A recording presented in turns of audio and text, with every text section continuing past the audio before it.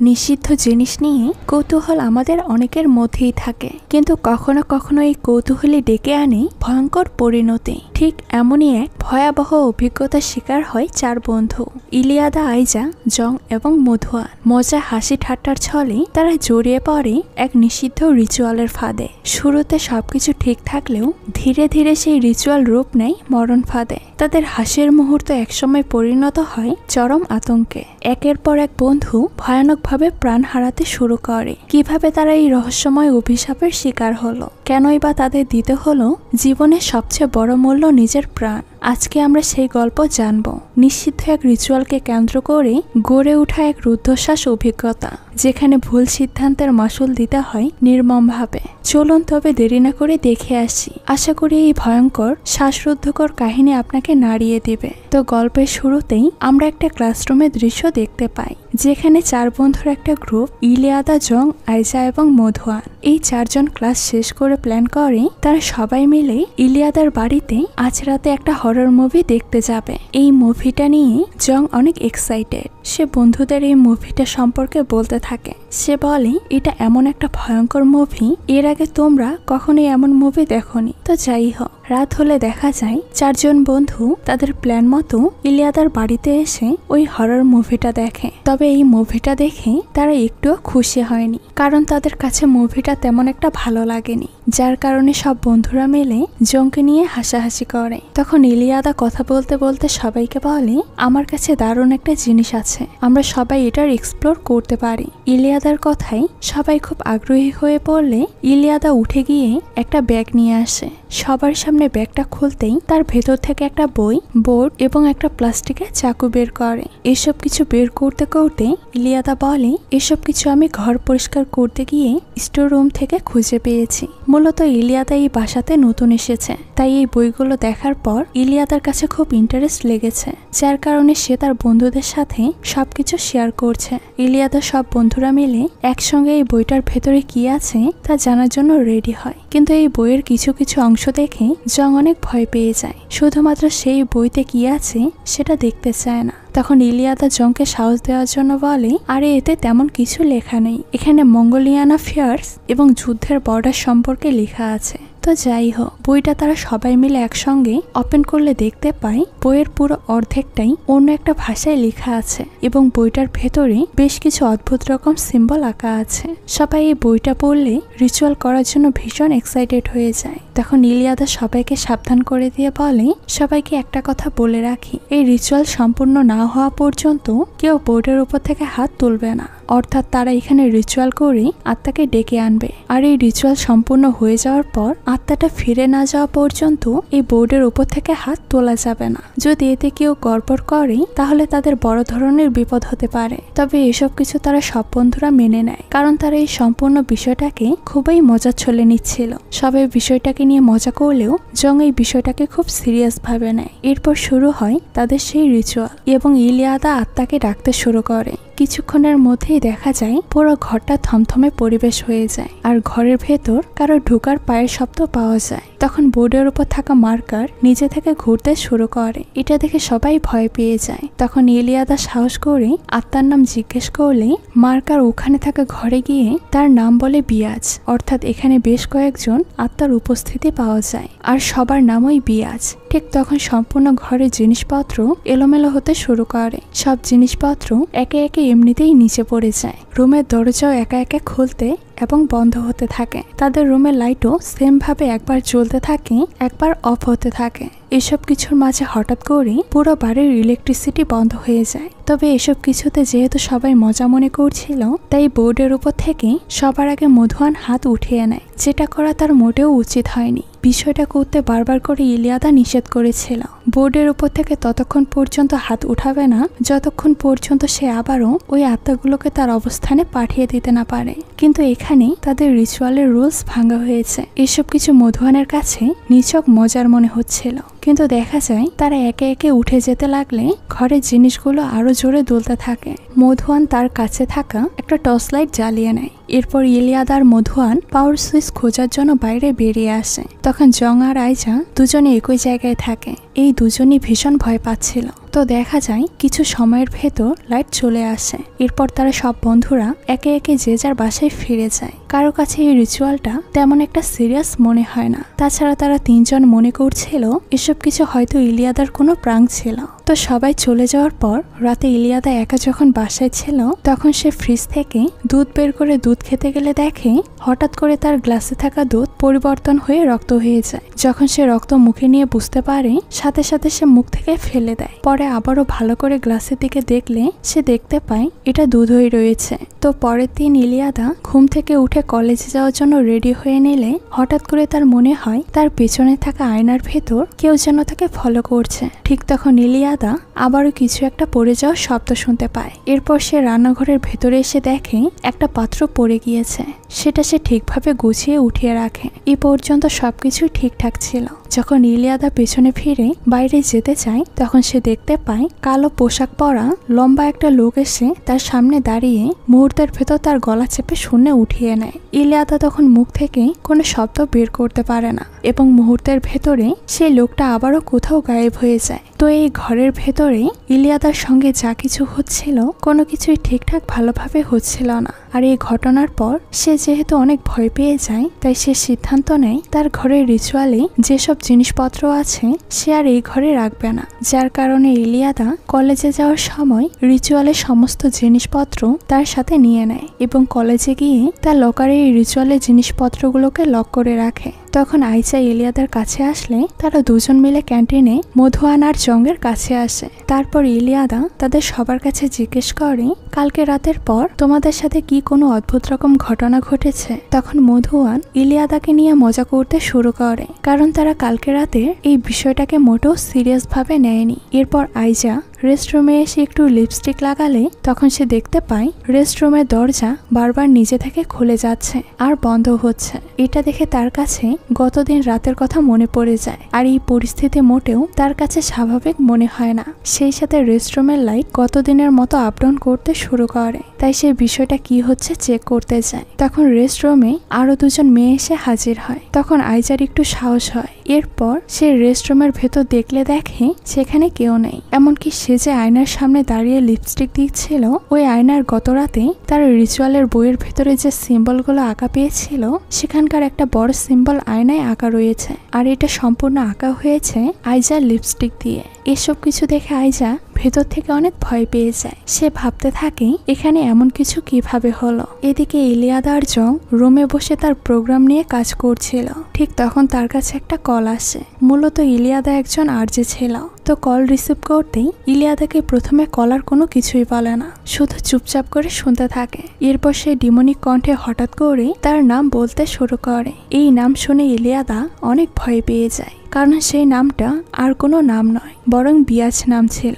সেই সাথে ইলিয়াদা তার কান থেকে হেডফোন খুলে রাখলে দেখতে পায় তার ল্যাপটপে কোনো কিছু একটা সমস্যা হয়েছে। ল্যাপটপটা ঝিরঝির করার পাশাপাশি ল্যাপটপের ভেতর থেকে অদ্ভুত রকম আওয়াজ হতে শুরু করে। আর এইসব কিছু দেখে ইলিয়াদা ভয় পেয়ে সেখান থেকে দৌড়ে পালিয়ে যায়। বাইরে আসার পর ইলিয়াদা তার 3 বন্ধুকে দেখা করার জন্য একটা জায়গায় ডেকে পাঠায়। সে মেসেজ করে যখন একা বেরিয়ে আসছিল তখন দেখতে পায় তার আশেপাশে থাকা সব মানুষজন অদ্ভুতভাবে গায়েব হয়ে যাচ্ছে। অন্যদিকে জং আর মধুয়ান সার্জিক্যাল রুমের ভেতর কিছু একটা রিসার্চের কাজে ব্যস্ত ছিল। অনেক রাত হয়ে যাওয়ার পর তারা তাদের কাজ করে যাচ্ছিল।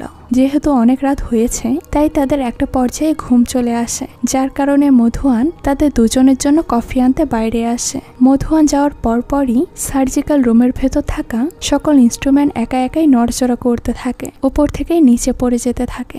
জং সকল ইনস্ট্রুমেন্টগুলো নিচে থেকে তুলে উপরে রাখলে দেখতে পায় আবারও ইনস্ট্রুমেন্টগুলো নিচে পড়ে যায়। তো কিছুক্ষণ পর যখন মধুয়ান কফি নিয়ে সার্জিক্যাল রুমে এন্ট্রি করে তখন তার সামনে উপরে টেবিল থেকে একটা প্লেট নিচে পড়ে যায়। এই বিষয়টা জিজ্ঞাসা করাতে জং মধুয়ানকে সম্পূর্ণ বিষয়টা খুলে বলে, কিন্তু এই কথা শুনে মধুয়ান হেসে তার কথা উড়িয়ে দেয়। কারণ মধুয়ান এসব কোনো কিছুই বিশ্বাস করে না। তখন সার্জিক্যাল রুমে থাকা টিভিগুলো একা একাই অফ অন হতে থাকে। সেই সাথে টিভি অন হলে তাতে ওই রিচুয়ালের বইয়ের সিম্বল ভেসে ওঠে। আর এসব কিছু দেখার পর মধুয়ান আর জং এই বিষয়টা নিয়ে সিরিয়াস হয়। এখন তারা বিশ্বাস করতে শুরু করে কাল রাতে তারা কোনো না কোনো আত্মার সংস্পর্শে এসেছে। এদিকে আইজা ভয় পেয়ে ইলিয়াদার বাড়িতে এসে থাকতে শুরু করে। তবে আইজা নিজের মতো নিজের কাজগুলো শেষ করতে থাকে আর ইলিয়াদা তার পাশে চুপচাপ বসেছিল। তবে তার ঘুম আসছিল, তাই সে নিজের রুমে ঘুমোতে চলে যায়। ইলিয়াদা চলে যাওয়ার পর আইজা ল্যাপটপটা রেখে কিছু একটা নেওয়ার জন্য তার ব্যাগের কাছে আসে। তো কাজ শেষ করে আবারও ল্যাপটপের কাছে ফিরে এসে তার নোটবুকটা খুলতেই দেখতে পায় সেখানে রিচুয়াল বইয়ের ভেতরে যে সিম্বল আঁকা ছিল তার নোটবুকেও সেম সেই সিম্বলটা আঁকা রয়েছে। আর সেই সাথে আবারও এই রুমের লাইট অফ অন হতে শুরু করে। এসব কিছুতে ভয় পেয়ে আইজার হাত থেকে নোটবুকটা মাটিতে পড়ে যায়। আবার যখন সে নিচে থেকে নোটবুকটা উঠায় তখন নোটবুকে আর কোনো কিছুই দেখতে পায় না। তবে এর থেকে এরা সবাই বুঝতে পারে তাদের সঙ্গে যা কিছু হচ্ছিল এই চারজনের সঙ্গেই ঘটনাগুলো পালাক্রমে ঘটছিল। তবে আইজার এখন মনে হয় সে হয়তো কাজের প্রেসারে ক্লান্ত থাকায় ঘুমের জন্য এমনটা হচ্ছে। তাই সে বাথরুমে ফ্রেশ হওয়ার জন্য যায়। আর তখন সে তার পেছনে বিয়াজকে দেখতে পায়। আবারও যখন সে পিছনে ঘুরে দেখে তখন সে আর তার পাশে কাউকেই দেখতে পায় না, বরং সে দরজা খোলার সাথে সাথেই ইলিয়াদাকে দেখতে পায়। ইলিয়াদা তার জন্য টাওয়াল আর ব্ল্যাঙ্কেট নিয়ে এসেছে। এদিকে মধুয়ান এখনো সার্জিক্যাল রুমে বসে এখানে থাকা সকল ইনস্ট্রুমেন্টগুলো পরিষ্কার করছিল। এমন সময় সেই রুমে থাকা আলমারির দরজা বারবার করে ওপেন হয়ে যাচ্ছিল। এক পর্যায়ে মধুয়ান উঠে গিয়ে আলমারির দরজা লক করে দিয়ে আসে। এইভাবে মধুয়ান বেশ কয়েকবার আলমারির দরজা অন অফ করে। ৩-৪ বার করার পর সে যখন তার টেবিলে এসে আবারও বসে তখন এই সার্জিক্যাল রুমের পুরো লাইট অফ হয়ে যায়। তখন কি হয়েছে এটা দেখার জন্য যখন মধুয়ান সুইচ বোর্ডের কাছে যাচ্ছিল তখন হঠাৎ করে সে অনুভব করে তাকে যেন কেউ ধরে ফেলেছে। এর পরের মুহূর্তেই দেখা যায় মধুয়ানকে একটা টেবিলের সাথে শক্ত করে বেঁধে রেখেছে। তখন মধুয়ান ভয় পেয়ে চিৎকার করতে থাকলে তার সামনে বিয়াজ এসে হাজির হয়। আর বিয়াজ একটা ইনস্ট্রুমেন্ট দিয়ে মধুয়ানের দাঁত উঠিয়ে ফেলে। তখন মধুয়ান জেগে যায়, অর্থাৎ মধুয়ান এতক্ষণ বিয়াজকে স্বপ্ন দেখছিল। জং যখন তার পাশে বসেছিল তখন দেখা যায় এটা মূলত মধুয়ানের কোনো স্বপ্ন ছিল না, কারণ সে দেখতে পায় তার মুখের ভেতর একটা দাঁত আপনা আপনি পড়ে যায় এবং টেবিলের উপর থাকা একটা ইনস্ট্রুমেন্টে রক্ত লাগানো। এসব কিছু দেখে মধুয়ানের মনে হচ্ছিল বিয়াজ হয়তো তার দাঁত উপড়ে ফেলে রেখে এখান থেকে গায়েব হয়ে যাচ্ছে। এই বিষয়গুলো নিয়ে তারা দুজন অনেক বেশি ঘাবড়ে যায়। তো যাই হোক, ইলিয়াদা যখন রাতে ঘুমোচ্ছিল তখন তার পাশে বিয়াজ আসে। হঠাৎ করে বাড়ির সিকিউরিটি অ্যালার্ম বাজতে শুরু করে। এই শব্দ শুনে ইলিয়াদা ঘুম থেকে জেগে ওঠে আর দ্রুত উঠে সে বাড়ির সিকিউরিটি অ্যালার্ম বন্ধ করে দেয়। এমন সময় সেখানে আইজা আসলে আইজার যেন বেশ ভয় করতে শুরু করে। তাই সে বলে, চলো আমরা দুজন একসঙ্গে একেবারে ঘুমিয়ে পড়ি। এতে ইলিয়াদাও রাজি হয়ে যায়। এরপর তারা দুজন এক রুমে ঘুমোতে যায়। পরের দিন সকালবেলা আইজা আর ইলিয়াদা দুজন ঘুম থেকে উঠে রাতে বিয়াজের আত্মাকে নিয়ে দুজনেই আলোচনা করতে থাকে। তাদের কথা থেকে বোঝা যাচ্ছিল তারা বিশ্বাস করতে শুরু করেছে এই রিচুয়ালের কারণে বিয়াজ প্রতিদিন তাদেরকে দেখা দিচ্ছে। তাছাড়া এই বিষয়টাকে শিওর হওয়ার জন্য সিকিউরিটি কোম্পানির কাছে ফোন করে তাদের বাড়িতে অ্যালার্ম বেজে ওঠার বিষয়টা সম্পর্কে জানতে চায়। তখন তারা জানায় ইলিয়াদার বাড়িতে 8টা অ্যালার্ম সেন্সর আছে, 6টা জানালায় এবং 2টা দরজায়। গভীর রাতে হঠাৎ করে এসব সেন্সরগুলো একসাথেই বেজে ওঠে। এসব কিছু শোনার পর তাদের আর কোনো কিছুই ভালো লাগে না। তাই তারা মধুয়ান আর জংকে মেসেজ করে দেখা করার জন্য জানায়। তো কিছুক্ষণ পর তারা 4 জন কলেজ ক্যান্টিনে এসে একসঙ্গে দেখা করে এবং তারা 4 জনের বিয়াজকে নিয়ে অভিজ্ঞতা শেয়ার করে। এবার 4 জনের কেউই এই বিষয়টা নিয়ে হাসি তামাশা করে না, বরং 4 জনের মুখেই খুব সিরিয়াস ভাবে এই বিষয়টা নিয়ে আতঙ্কের ছাপ দেখা যায়। তারা 4 জন মিলে জানতে চাচ্ছিল তাদের সঙ্গে আসলে কি হচ্ছে, যার কারণে আইজা সিদ্ধান্ত নেয় এই সম্পর্কে তথ্য খুঁজে বের করবে। যার কারণে সে লাইব্রেরিতে এসে রিসার্চ করতে শুরু করে। আর এইভাবে রিসার্চ করতে করতে লাইব্রেরিতে একা বসে তার অনেক দেরি হয়ে যায়। আর একটা পর্যায়ে গিয়ে সে বইতে এই সিম্বলগুলো সম্পর্কে লেখা দেখতে পায়। এরপর সে বিস্তারিত পড়লে জানতে পারে এই সিম্বলগুলো ড্রাগ আত্মার। সেই সাথে সিম্বলগুলোর সাথে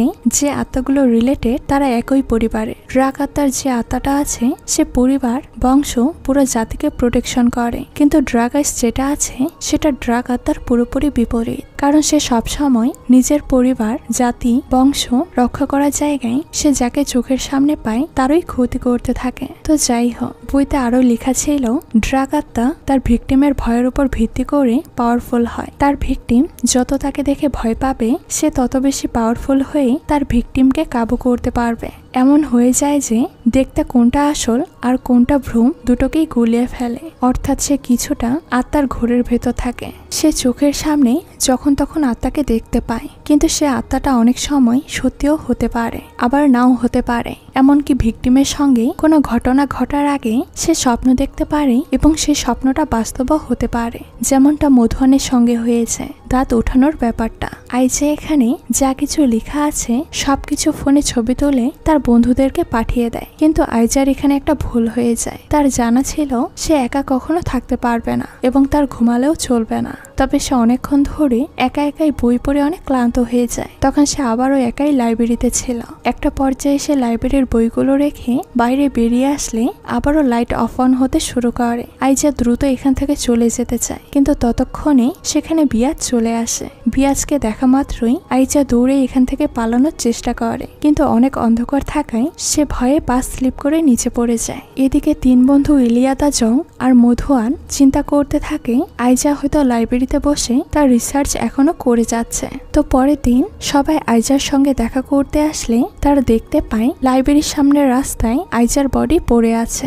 অনেক মানুষ আইজার লাশকে ঘিরে দাঁড়িয়ে আছে, কিন্তু কেউই জানে না আইজা কিভাবে মারা গিয়েছে বা আইজার সঙ্গে ঠিক কি হয়েছে। তবে আইজার মৃত্যুতে তার বাকি তিন বন্ধু অনেক ভয় পেয়ে যায়। এরপর থেকে এই বিষয়টার জন্য তারা একে অপরকে দায়ী করতে থাকে। এমনকি তারা কথা বলার সময় মধুয়ান জংয়ের ঘাড়ে একটা সিম্বল দেখতে পায়। এই সিম্বলটা রিচুয়াল বইয়ের সেই সিম্বলটা আঁকা রয়েছে। এটা দেখে মধুয়ান পুরোপুরি ঘাবড়ে যায়। তবে এটা শুধু জংয়ের ঘাড়ে আঁকা তাই নয়, বরং তিনজনের ঘাড়েই আঁকা ছিল।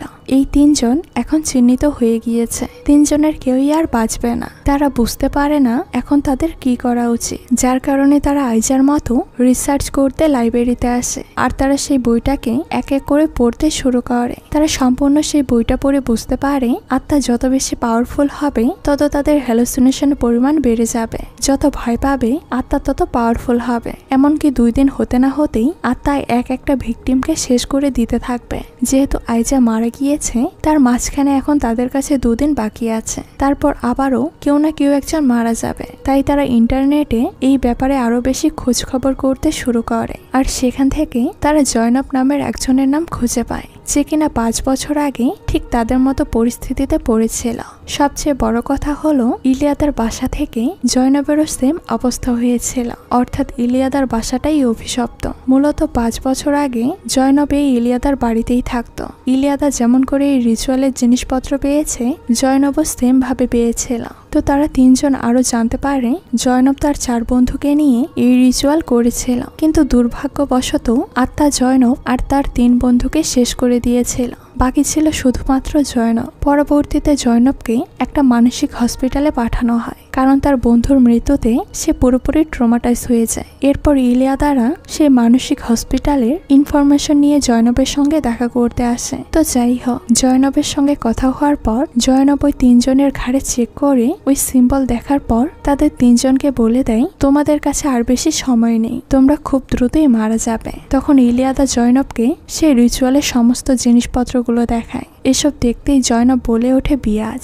সেই সাথে জয়নব বিয়াজ সম্পর্কে বলতে শুরু করে। সে বলে ও একটা ভয়ঙ্কর আত্মা, যার ভেতরে কোনো রকম মায়া দয়া নেই। সে সবাইকে শুধু শেষ করে দেওয়াতে তৃপ্তি খুঁজে পায়। মূলত বিয়াজও একটা সময় একজন তান্ত্রিকের কাছ থেকে অনেক বছর ধরে এই কালো জাদুর অপশক্তি শিখেছিল।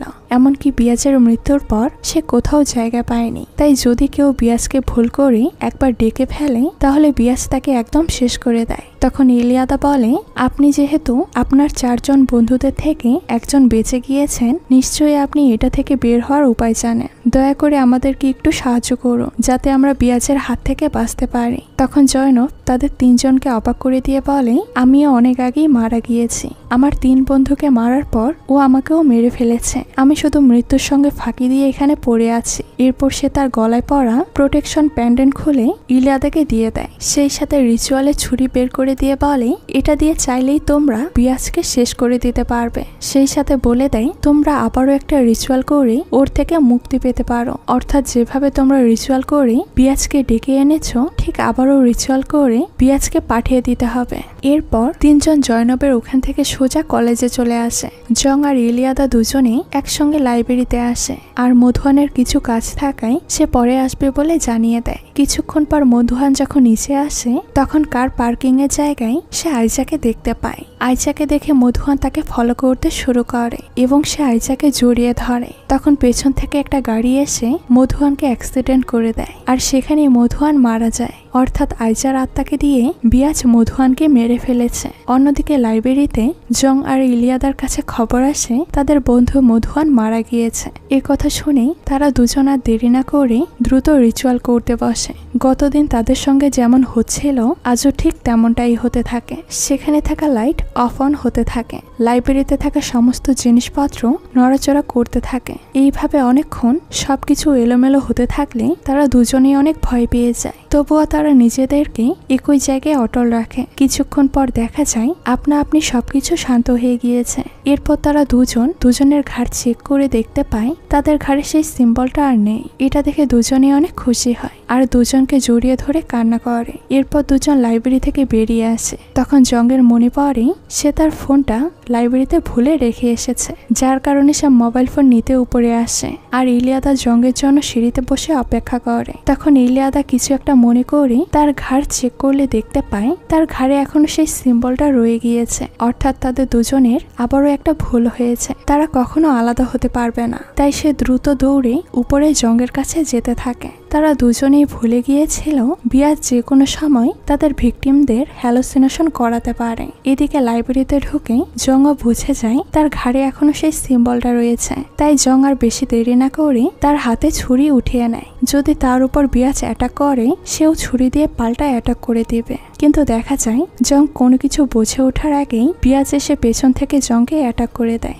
অন্যদিকে ইলিয়াদা উপরে এসে জংকে মৃত অবস্থায় দেখতে পায়। আর যখন সে চাকুটা নিতে চায়, তখন দেখে চাকুটা এখান থেকে আপনা আপনি গায়েব হয়ে গিয়েছে। মুহূর্তের মধ্যে তখন সেখানে ইলিয়াদার কাছে বিয়াজ চলে আসে। ইলিয়াদা বিয়াজকে দেখে ভয় পেয়ে এখান থেকে দৌড়ে পালানোর চেষ্টা করে। এমনকি সে দৌড়াতে দৌড়াতে পা স্লিপ করে নিচে পড়ে যায়। ততক্ষণে বিয়াজ তাকে ধরে ফেলে। তবুও সে বিয়াজের সঙ্গে কিছুক্ষণ লড়াই করে তার হাত থেকে ছুটে গিয়ে সার্জিক্যাল রুমের ভিতর গিয়ে লুকিয়ে পড়ে এবং সেখান থেকে একটা ক্যাচি উঠিয়ে তার হাতে ধরে রাখে, যাতে বিয়াজ তার কাছে আসলে সে অ্যাটাক করতে পারে। কিন্তু দেখা যায় তার প্ল্যানে কোনো কাজই হয় না, কারণ বিয়াজ এসে তাকে গলা চেপে ধরে উঁচু করে ফেলে এবং তাকে সেখানেই শেষ করে দেয়। তবে কিছুক্ষণের ভেতর সেখানে কলেজের কয়েকজন পৌঁছে ইলিয়াদাকে নিয়ে মেডিকেলে ভর্তি করে এবং তারা ইলিয়াদাকে বুকে সিপিআর দিয়ে সুস্থ করার চেষ্টা করে। এর পরের দৃশ্যে দেখা যায় একটা ছেলে আর একটা মেয়ে এই অভিশপ্ত রিচুয়ালের জিনিসপত্র নিয়ে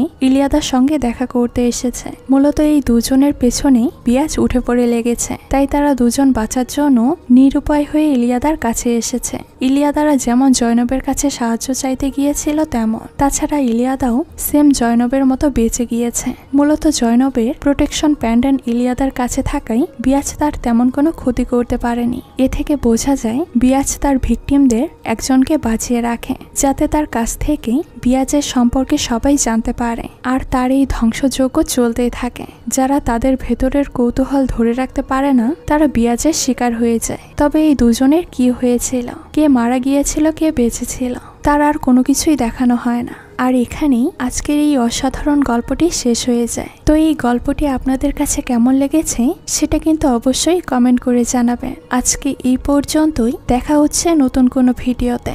সেই পর্যন্ত সবাই ভালো থাকবেন। আল্লাহ হাফেজ।